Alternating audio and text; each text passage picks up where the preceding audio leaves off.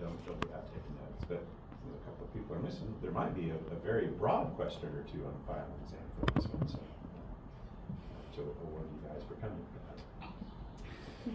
All right, so let me, oh, and as a reminder, your presentations, as you know, are on Wednesday, and your revised management plans are due on Wednesday, right? Good? Cool, okay. In person, in class. Turn it out. In person, in class. Oh, and remember, your revised management plans are due along with the old ones that are inked up.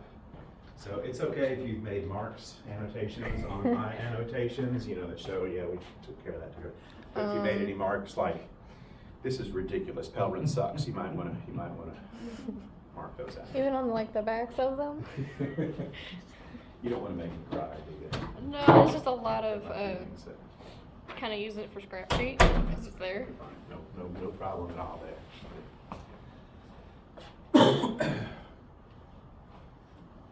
So, I talked about landscape ecology, landscape level management the other day, and I said, you know, a good bit of what we've talked about in this class this semester has been like site-specific discrete stuff, you know, food plots and doing things on a site. But at the end of the day, good progressive wildlife management is looking at the big picture. You know, there's people that are looking at, okay, if you're doing this on this wildlife management area, what's the person doing on the next wildlife management area over and the one beyond that? And how are those goals all connected and cohesive rather than just everybody doing their own thing, right? So let's talk about the big picture of what we have in Tennessee. We're a diverse state, and many of you have been in classes that have exposed you to some of the things I'm going to be talking about, but hopefully I'll kind of bring it all together here as I talk. I think you all know that traditionally, once upon a time, our earliest efforts at wildlife management were, you know, from the Leopoldian era, single species management, game management. Our first wildlife laws were game laws. How do we bring back white-tailed deer? How do we bring back wild turkey or wood duck? How do we maintain northern bobwhite quail? Or even how do we restore whooping cranes or other species that have become endangered? Or how do we be sure that we don't lose those charismatic megafauna of the watchful wildlife, the bald eagles? And that's okay, that's worked, right? It worked with deer, it worked with turkey, it worked with bald eagles. So many species have been brought back, have been restored, and their populations are doing very well based on that old traditional model of single species wildlife management. It makes sense, right? But it doesn't always. It hasn't always worked. After decades of intensive research and millions of dollars, the red wolf continues to struggle. The Indiana bat continues to struggle. The red cockaded woodpecker is finally, after decades and millions, hundreds of millions of dollars, finally starting to see a little bit of recovery. Northern bobwhite are only in little pockets of intense management starting to be recovered. So single species management can work, but it hasn't always worked. Well, what are some of the reasons that it doesn't always work? What are some of the reasons that we've lost biological diversity? Well, our forest management practices have changed across Tennessee, across the Southeast, across the United States. Tennessee, once upon a time, well, we have 178 species of native tree. That's incredibly diverse. You go to a lot of western states and you can walk for miles through public land and maybe only encounter 3 or 4 or 5 or 6 different species of tree. We're extremely diverse in our forests and the species and the structure and the density and the characteristics of our forests.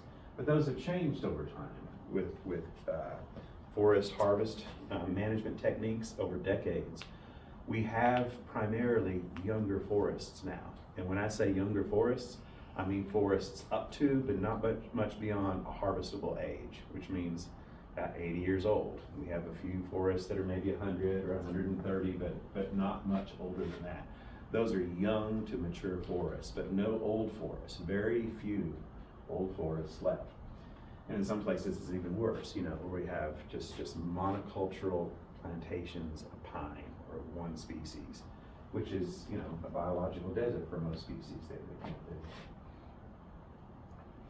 Our agricultural practices have changed, where once upon a time, we had prairies, we had native grasslands and oak pine savannas. Today we have, actually that switched to, in the mid 1900s, early and mid 1900s, that switched to agriculture, and a lot of small farms with a lot of small fields. Average farm size in the early 1900s was maybe 40 acres. And the average size of a field back then, when they were plowing fields with mules, was 3 to 5 acres. And the average percentage of a farm that they cultivated in any given year was about 15-20% of the farm, and the rest of it was fallow fields that were being rested. This was before we had commercial fertilizers. Think about what type of conditions that created. We didn't have Roundup for the hedgerows. We had wide hedgerows. We had lots of weeds. We had, most of the fields weren't in monocultural production in a given year. We actually elevated the habitat conditions and the carrying capacity for northern bobwhite and many species for decades. So, in the 1970s and 80s, when we said, we've lost our quail, we need what we had back in the 60s and 1950s. Well, what we had back then probably was a lot higher than what there was before. So those conditions were optimal. But we've gone in the other direction now, and what we have now is hundreds of acres in a field, or sometimes even more than that. And one crop with herbicide that makes it so it is a monoculture with very few weeds, and combines that pick up most of the grain. There's very little waste grain, and herbicides that allow us to get rid of the hedgerows in between the fields and minimize the waste. So that huge expanses of land that were once really good for wildlife now just simply aren't, right? And more than any of that, for what we've done to our forests and our early successional habitats, what we've done to our waters, our streams, what falls on the land makes its way into the water, and our waters are our most biodiverse and rich ecosystems, not just for our fish and our aquatic species, but for all of our species.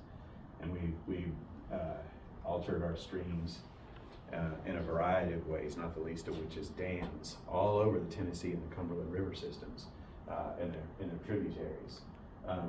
But also by way of taking the broad floodplains of West Tennessee and turning them into channelized ditches. And these are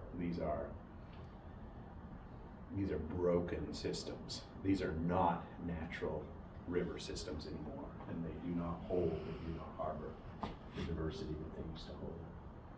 Whereas once upon a time, we had native species like elk and bear and mountain lion and gray wolf in Tennessee.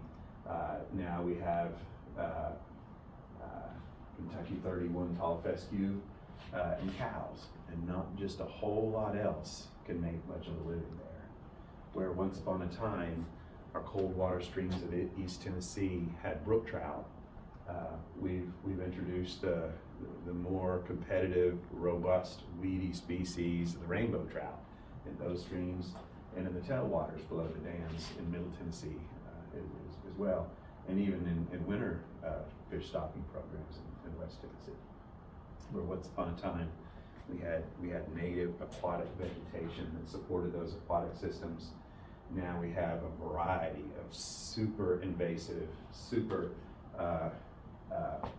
toxic wetland plants that we're constantly fighting, and we really don't have the sense that we're ever going to get rid of them from our systems. I say TWRA lessons learned. I should say wildlife profession lessons learned. In the 1950s, we were planting kudzu to control erosion, and saying, hey, this is a lagoon. This is great for soil, but it's also great food for wildlife. And it took us a while to learn, oh, that's an invasive plant, and it outcompetes our native plants. In the 1960s, wildlife agencies were planting multiflora rose on wildlife management areas across the southeastern United States. And we know now that's a highly invasive plant, and there's lots of native ones that are not invasive. In the 1970s, we were planting Serratia lespedeza on farmlands, on reclaimed mine sites, on wildlife management areas.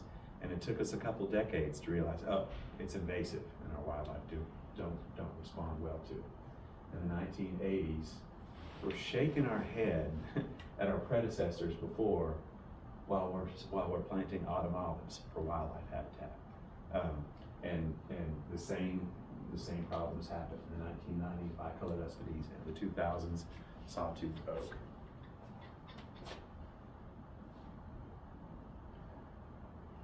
Wildlife have evolved over hundreds of thousands of years, millions of years, to be perfectly adapted to the native plants that are there.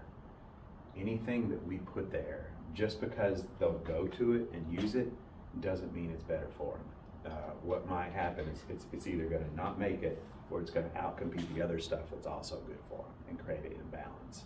One of the most important lessons we can learn is that just because wildlife like it doesn't mean it's good for them. Just because I dump a bag full of candy bars on my living room floor and my kids come running to it doesn't mean it's good for them. Let us please learn that lesson. We haven't seemed to yet.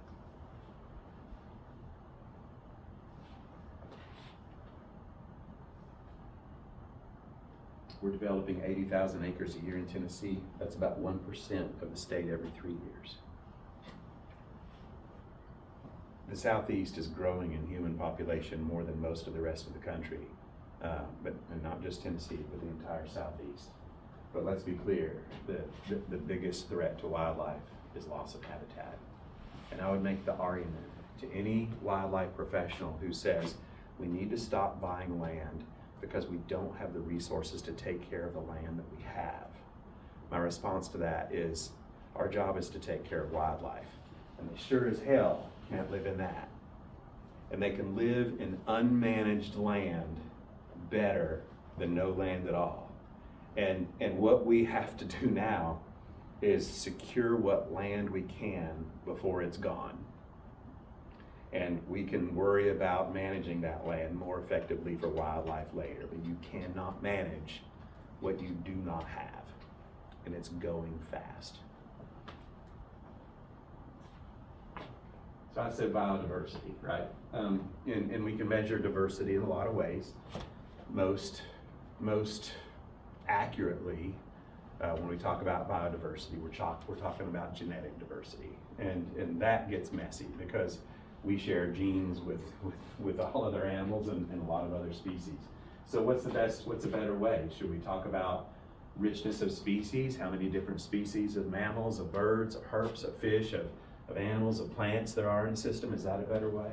Should we talk about diversity of ecosystems, beta diversity, or gamma diversity, diversity across the whole state, diversity of different habitats within the state? They're all important. They're all important. So if single species management is okay, but not perfect, if it hasn't worked in every case, is there an alternative? Yeah, there is. We can do a hybrid type of management called indicator species management, which you kind of did in one of the homework exercises. If we can manage for this one species, knowing that perfect habitat conditions for this species will also probably provide for the other species that depend on that type of habitat. Okay, that's kind of doing single species management, but with the broader ecosystem in mind, right? We can do watershed management. We can recognize that if we want to maintain the health of the Duck River or the Buffalo River or the Obion River, we have to recognize that everything that goes on the land makes its way into the water, and the river is not just the channel, it's the whole watershed. So let's take care of the entire watershed. We can do ecosystem management. That's a head scratcher for a lot of people. How do you manage an entire ecosystem when it's a whole lot easier to figure out how to manage a 150-acre farm or a 2,000-acre wildlife management area? How do we broaden that out to an entire landscape, to an entire region? More and more, we're thinking about the concept of restoration ecology. What we have in Tennessee, in the Southeast, in the United States, on Earth, is a whole bunch of land, and most of it's degraded. Most of it's in sorry shape. Do we just give up on it, or do we try to put some of it back? And how do you put it back? How do you restore ecosystems? Restoration ecology is actually, there's a professional society for that. There's a journal for restoration ecology. And it includes things that are elements of habitat management. If you're going to restore an ecosystem, could returning the historic fire return interval be a part of restoring an ecosystem? Yes. Could putting a river back into its natural meander be part of restoring an ecosystem? Yeah. Could getting rid of old low-head dams that don't serve any function anymore restore metapopulation dynamics of fish and mussels? Yes. Could turning fescue pastures back to native prairie associations, could turning even-age forests into oak savannas, could those all be considered restoration ecology? Yeah, and that's habitat management. That's what restoration ecology is. To do these things, we have to understand landscape ecology, island biogeography, metapopulation dynamics, the historical disturbance regimes. We have to understand all those. We have to think about what kind of population dynamics did mallards have 200 years ago? Did bobcats have? Did golden eagles have? Did box turtles have? And cerulean warblers? What was their movement like? Because what they have now is little patches of habitat and not a good way to get from one patch to another. So much of broad habitat management is creating linkages to put these patches together so that animals can move and we can restore those metapopulation dynamics, right?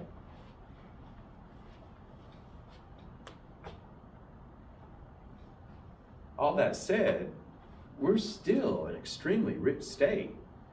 We have, like I said, 178 native species of trees. We have a couple dozen frogs, 4 dozen salamanders. We have the Mississippi Flyway right here. It's the richest waterfowl flyway in the nation. We are the most biodiverse inland state in the United States. That is to say, of all the states without a shoreline, we have more species richness than any other state. 824 vertebrates. 8 of those are on the federal threatened and endangered list. 24 of those are vertebrates. So they're suffering, but we still have a lot of diversity. We still have a lot to work with. And remember, Tennessee Wildlife Resources Agency is responsible not just for vertebrates, they're also responsible for mollusks and crustaceans. And I've talked a fair bit about freshwater mussels, but we're finding more, for example, terrestrial snails all the time. Tennessee has 275 species, and you know who's responsible for them? Our state wildlife agency. 96 species of aquatic snails, 5 freshwater clams. That's over 500 species of mollusks that we've found so far. We haven't found them all yet. Crustaceans, 76 species of crayfish, 2 species of shrimp. I was talking to my brother the other day, the Nashville crayfish, they're working on getting it delisted while they're getting ready to list another crayfish in Middle Tennessee. Water's critical. We have over 60,000 miles of streams in Tennessee. 60,000 miles of streams. My son is on his way, right as we speak, to Colorado. He came and visited, and he's going back to grad school in Colorado. He's got to drive a few hundred miles to get halfway across the nation. We've got maybe 1,000 miles, 1,200 miles.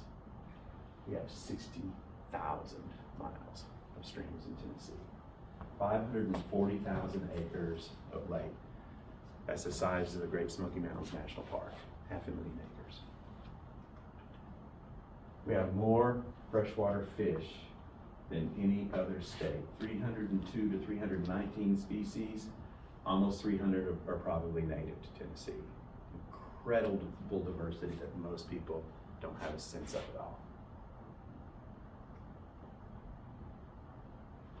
We have around 130 of North America's 300 mussel species. Almost half of the freshwater mussels in the United States are in Tennessee. 12 are extinct, 4 dozen are federally threatened or endangered, but that's a lot, 130. So we've got this diversity. That diversity is threatened. What are some proactive things we can do, big picture, to try to preserve that diversity, to keep that diversity? You can't really grow diversity very much other than taking species that we used to have that are gone and put them back, and there's not many of those we can do that with. So mostly our big fight is keeping what we have. Don't lose what we have. So what can we do? Number one, we can understand the critical role of water in Tennessee. Those streams, those are our arteries. That's the lifeblood of the state. And all of our wildlife depend on clean water. Many of our species, especially our threatened and endangered species, depend on water directly. They live in it. And even our species that don't still depend on it. Over 92% of our 80 federally threatened and endangered species are aquatic obligats, or riparian obligats. About half of Tennessee's game species, people don't think about this, are waterfowl. Half of all the species we hunt, roughly, are waterfowl. And all the species we fish for, right? Amphibians and shorebirds are declining worldwide, nationwide, region-wide, certainly in Tennessee. Number two, we can think about and pay more attention to and understand the value of and work on restoring our natural disturbance regimes, right? And the mosaic that results from those disturbance regimes. So, ecosystem disturbance historically included fire, lightning, insects, disease, erosion, drought, storms, ice, flood, landslide. All of these things that we think of that the humans think of as bad, as undesirable, as acts of nature that we would like to avoid if we could.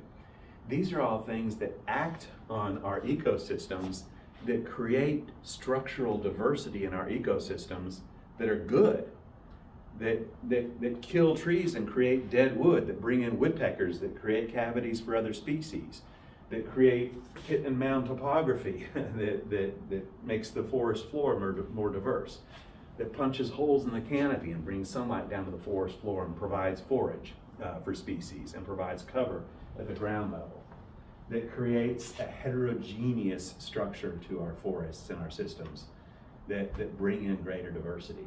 These things are all good from an ecological perspective. Okay, so imagine that you are a bird 500 years ago flying over a forest. And you're looking down on a forest, maybe the size of, I don't know, the size of campus, the size of Martin City Limits. You're looking down on the canopy. Is that what it's going to look like? An undisturbed, even forest canopy? A couple say no. That's right. Why not? Why wouldn't it look like an undisturbed forest canopy? There's still natural disturbances. That's right. Very good. Thank you very much. There. The tree died, fell down, and we've got a natural disturbance. There. Is that better? It's not. There's more than one tree. Okay. There. 10 trees died. Are you happy now? Is that what it looks like? What it looked like 500 years ago? Several dead trees that created canopy gaps. To start. There's no water? Oh, okay, well, you can't see the water. It's down there. It's under the canopy. You say it's a start. Are all the disturbances a single tree? No, sometimes there's a few trees. There we go. There's some medium-sized disturbances. There's some big disturbances. So last year, about 10 or 12 single trees died. there were about half a dozen places the size of the quad, or the size of the campus, or the size of the town where several trees died. Maybe there was a beaver pond, a beaver dam that flooded an area and killed several trees. Or there was an insect infestation and killed several trees in a spot. And there was one place where maybe there was a big fire, that took out 100 acres or something like that. There we go. So last year, there were all these disturbances, and that's what it looked like as you're that bird flying over it 500 years ago. That's not right either, is it? Because those are disturbances from last year, but there were similar disturbances maybe the year before that, right?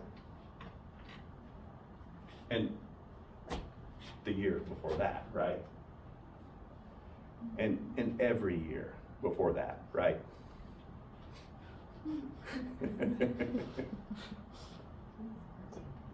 There comes a point where A, you're thinking, was Pell run on acid when you do this lecture?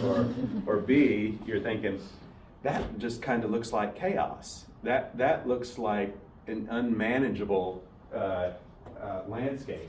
How can you manage for that? All I've done here is taken one type of disturbance, killing trees, whether it's with herbicide or fire or chainsaw or whatever, and I've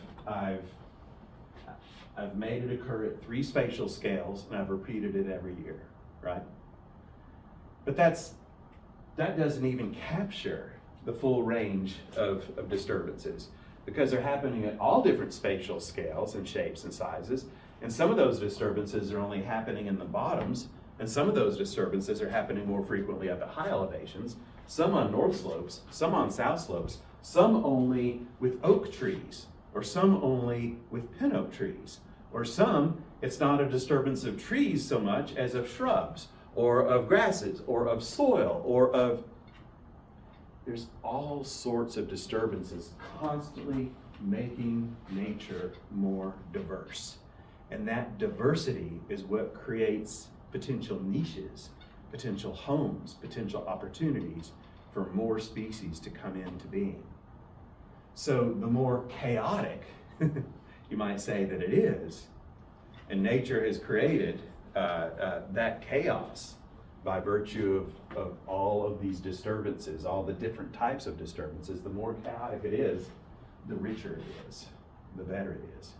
So our job is not to manage for chaos, but to manage carefully using controlled fire or herbicides or chainsaws or grazing or flooding or whatever tools we have to mimic that diversity, to provide for everything. Because if all you're doing is single species management, saying, how can I get more deer? You're not really thinking about those other 850 species of vertebrates and all the other species. If you want to take care of all those species, and that's our job as a profession, is not to manage for deer or turkeys or largemouth bass, but for all of them, then we manage the landscape for diversity, and we can figure if we can mimic the conditions that were always here, then we can be pretty sure that we're providing the conditions that species, all the species, are adapted to, perfectly adapted to, more so than any exotic plant we can bring in.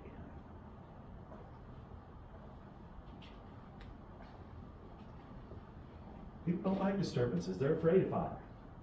Fair enough. Fire's dangerous. It destroys buildings and property. It can kill people. We have to be careful.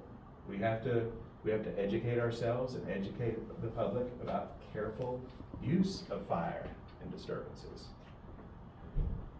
And there's other types of disturbances too. This is a river. Here's the channel. That white line right there. That's the river channel. Meandering through the bottomland hardwood forests of West Tennessee, right?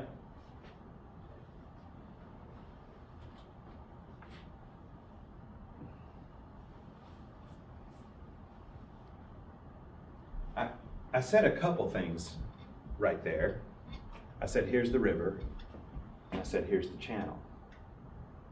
And most people, when they think of a river, they equate those two terms. They think of them as equal. The river is the channel. The channel is the river. I would argue that that's not the case. Every year, historically, the river, late winter, spring, gets out. It gets out of the channel. It floods. It's going to happen actually a few times over the course of the winter and the spring. You're going to have a lot of rain. It's going to get out. And after a few hours or a day or two or 3 or 4 or 7, it'll go back down. It'll get out again and go back down, right? Every year it does that. It does that all over that area that we call the annual floodplain, right? That's part of the river. Why does everybody want to farm along the rivers? Because the rivers get out. And what does that do? They deposit sediments and nutrients and make that the richest soil anywhere, right? And the conditions that make that the most desirable farmland are also the conditions that farmers say they don't want anymore. I don't want it to flood because I'm farming here. Well, you're farming here because the flooding made it good. And it wasn't good just for row crops, it was good for wildlife. But every now and then, every decade or so, you really have a big flood, right? And the river gets out a little farther into the 10-year floodplain, right? And the vegetation in that 10-year floodplain is going to look a little bit different than the vegetation in the annual floodplain. And it's not an annual and a 10-year, it's a zonation, right? But that's part of the river too. And every now and then, once a century, it gets out here in the 100-year floodplain. And I would argue that that's part of the river too. You're not typically going to be managing fish up there, but it's part of the river too.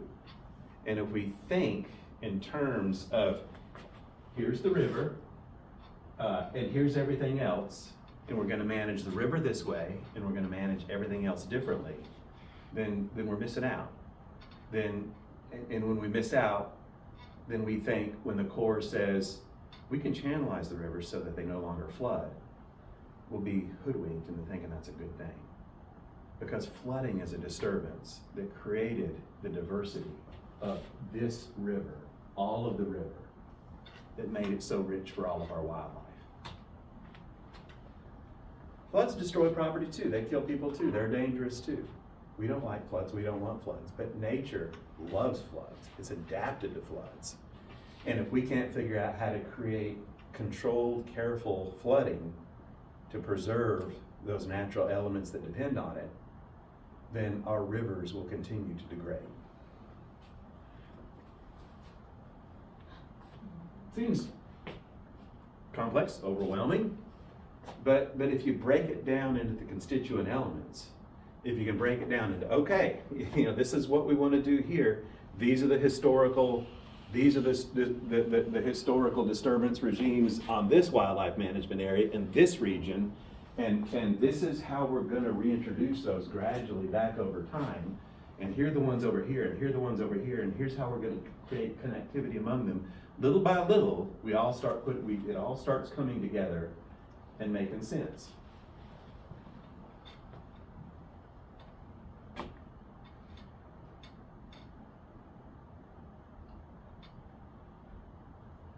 Imagine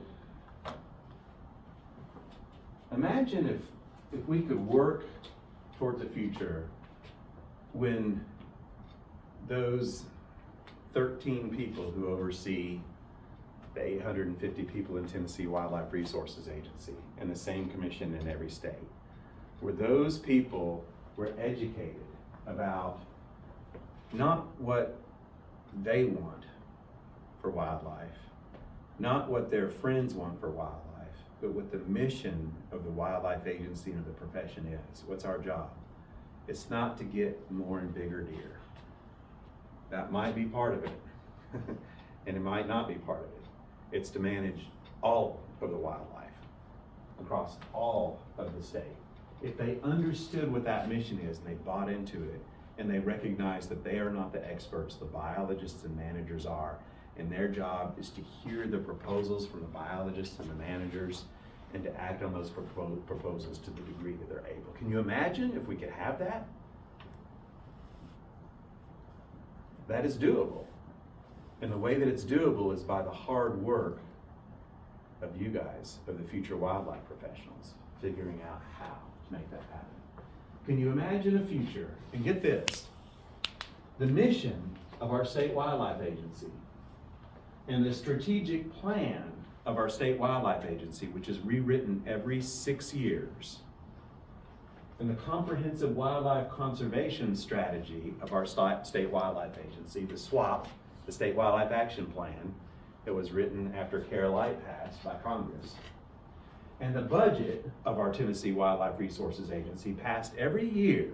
Imagine if those 4 documents were linked. And if you're thinking about this at all, I hope what you're thinking is, what, wait, they're not linked? And the answer is, no, they're not. They're independent documents that only touch each other coincidentally. And I hope if you're thinking at all, you're thinking, that doesn't really make sense. Imagine a future where those documents are organic and all connected to each other, where this drives this, and this is enacting what's needed here, and this is funded by this. Right now, those are all up on their horses, riding off in the 4 cardinal directions, not looking at each other at all. Imagine a future, guys, where the 90% of our land in Tennessee is private land, along with the 10% that's public land, managed by several state and federal agencies, are all linked together with regard to our wildlife professions planning, where we recognize, we do have several wildlife management areas, but we also have state parks and national forests and state forests and state and national wildlife refuges and a whole bunch of farms and non-industrial private forests. And we have desirable goals for all of those lands, and we don't have control over all of them, but we do have ways to encourage and influence landowners who, to a large degree, want the same thing we want.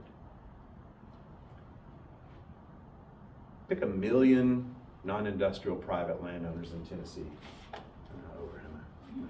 Okay. Pick 1 million non-industrial private landowners in Tennessee and ask them, would you like for your land to be an unhealthy ecosystem, or would you like it to be a healthy ecosystem on your land? And a lot of them are going to say, I just want to grow crops and make money, or whatever. But if they've got forest, if they've got undeveloped land, they probably would like to, even if they're growing crops, would like it to be healthy land. They would like to have healthy soil. They would like to have clean water. They would like to have wildlife, as long as it's not eating their soybeans. They want, to a large degree, the same things, guys, that we want.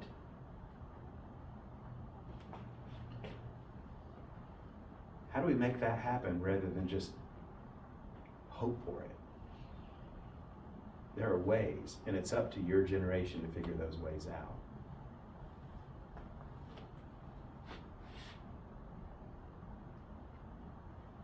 "5% of Tennesseans hunt. 15% of Tennesseans fish.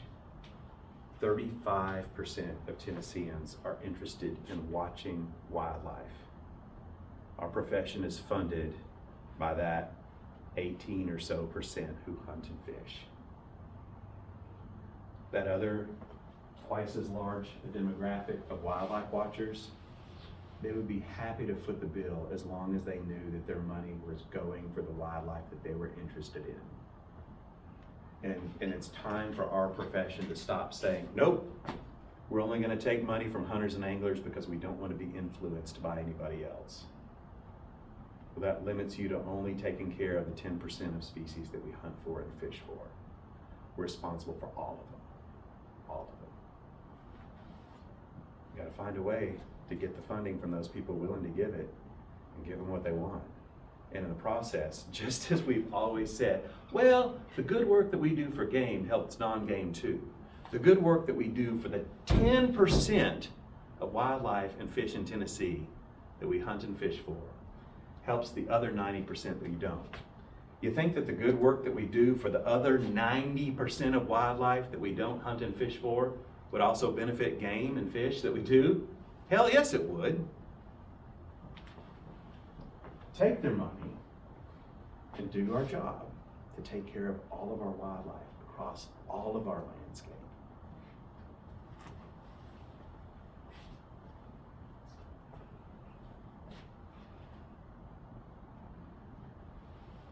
How common,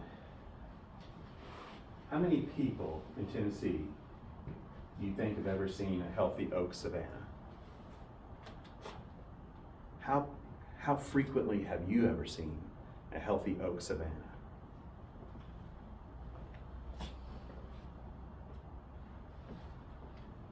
How common is an old forest?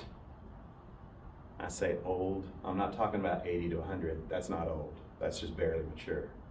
I'm talking about a 200-year-old, a 300, a 400-year-old forest. Most people have never seen one. There's very few left in Tennessee. Imagine a future where we don't grow all of our forests back to old forests, but we have old forests, patches of old forests, big enough to support the species that depend upon them throughout our state. In the bottomland hardwood forests, in the cedar glades, on the plateau, in the Appalachians, in all of our systems, for all of the species that once occurred there.